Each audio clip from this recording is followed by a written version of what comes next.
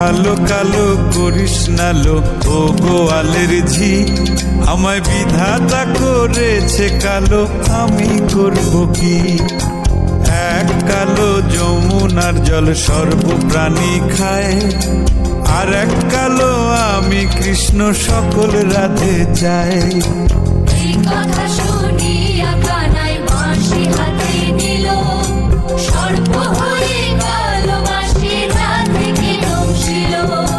ডান পায়ে দংশিল রাধের বাম পায়ে ধরিল, মরলাম মরলাম বলে রাধে জমিনে পড়িল।